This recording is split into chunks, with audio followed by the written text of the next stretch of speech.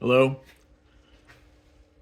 I received an email earlier this morning from the Bechtel Corporation, and it was for some jobs that looked like they were very lucrative.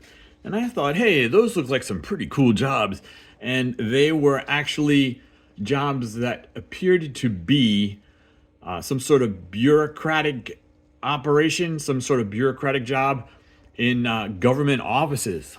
So I thought to myself, well, why would they be doing that?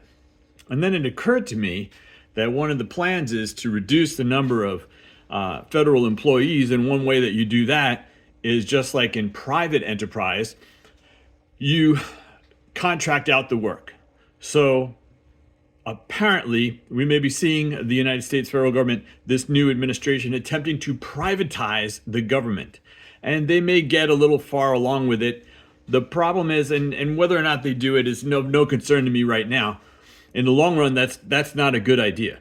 But the thing about it is, if you privatize the government and you have companies running the government, then the government becomes a de facto corporation, right? If the corporations are actually operating the government becomes a de facto corporation. It becomes the main corporation. And all the other corporations support the corporation, the main corporation. And the main corporation, which is the country, then takes whatever wealth it needs for itself in order to become stronger and compete against other nation states, which are not corporations. So they're going to get their butts kicked.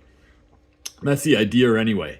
So in order to do that, then the state, the nation, needs to go back and service the citizens, right? Because it's not a total slave thing. Most of the people end up in subordinate positions where they are essentially slaves to the state. But the idea is that the state provides income to those participating in it. And the income, of course, would go mostly to the rich people who own the corporations that are supporting the larger major national corporation. And when you do that, when you share that sort of information, when you share that sort of money between the government and corporations and the private owners of those corporations, that to ensure that the social positions of the people that own the corporations that are supporting the main corporation, which is a nation, is a social activity. It's a social activity. The society is being supported by the nation's operation as a corporation. And another word for that is socialism. When you do this on a national level, it is National Socialism, which is Nazis. Nazi is short for Nationalist Socialist.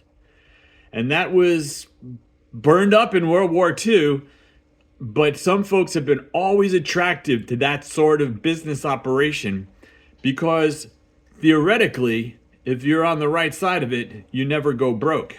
But, people don't live forever.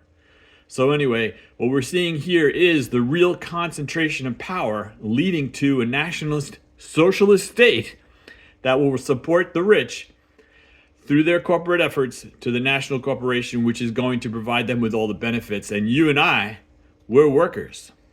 And some folks get invited to be contractors, and other folks just get jobs. So let's take a look at this seriously. And coming around, don't want to see the Nazis in the White House. Don't want to do that.